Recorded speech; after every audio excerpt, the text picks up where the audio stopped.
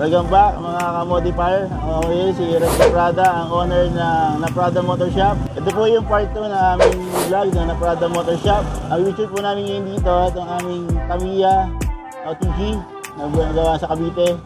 Nabili ko siya ng 2021. Ang purpose ko lang dito, pambili siya lang ng pyesa. Pero nagkaroon ako ng mga kaibigan sa Cavite na naka-Tamiya. Nainganyo akong gawin Tamiya din yung sasakyan. Doon simula yung idea ko na modified to. Bumili ako ng mga parts na para Tamiya look. Ang una namin binago dito yung makina. So gusto namin mas malakas ng konti. Sa makina ko po sir, medyo meron tayong konting kalikot lang. Konti. Palit tayo ng liner at piston. Palit tayo ng cams. Pero stock curve pa rin tayo. Palit lang tayo ng igniter, palit tayo ng bangkoy sa high tension wire. Dati hindi siya ganito kababa, sobrang taas niya. So nilowered namin siya. Dagdag kami ng mga spacer sa ilalim. Palit kami ng mga U-bolt para bumaba siya. Bumili ako ng mags na offset na BBS. Pinagawa ko tong roll bar. Pinalta ko ng manibela. Nilagyan ko ng RPM. Nilagyan ko ng air filter na mas malaki pang racing. Lahat to halos pinalta na namin sa pang-ilalim para magmukha siya talagang Tamiya. Pinalatan ko din siya ng bubong na kalahati lang siya para maging Tamiya look talaga siya. Tapos bibili din ako ng spacer para lumabas yung gulong.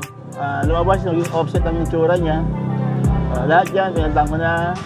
Tapos sa mga pang-ilalim, bago na rin. Transmission, palit din kami ng transmission. Nagpalit din kami ng tambucho, nagpakabit kami ng downpipe para magmukha siyang astig. Kasi yung iba dyan, yung iba, pinakarbon na namin. Manibela, pinakarbon ko. Tapos leather na brown, tiger ng kulay. Isa kasi nilalaro namin to, 4K lang makina.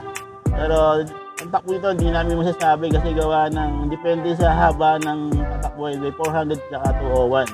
201 siguro mga nasa 100 plus na takbo nito. Sa 400 siguro mga 140, 165. Ang RPM naman sa gadget RPM niya, 7,500 RPM. Nabili ko siya ng 90,000 pero binago nga namin, umabot na siya na 175. Total cost nito, 175. Pwede siyang pang daily, pwede siyang pang race. Sa performance naman ng makina ko, good naman laging condition to. Ginamit tayo naman gamit natin sa race to pero testing lang muna kasi hindi pa naman talaga totally complete ang pyesa dito. Muli, ako po si Rex Naprada, ang owner ng Naprada Motor Shop. Huwag niyo pong kakalimutan mag-like, subscribe sa Let's Modify.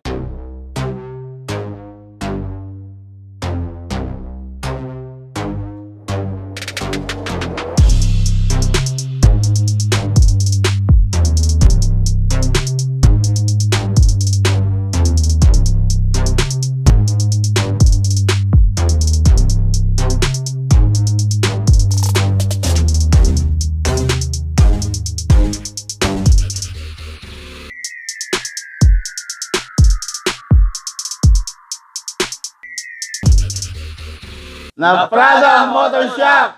Please subscribe! Let's modify! Ahoo! Ahoo!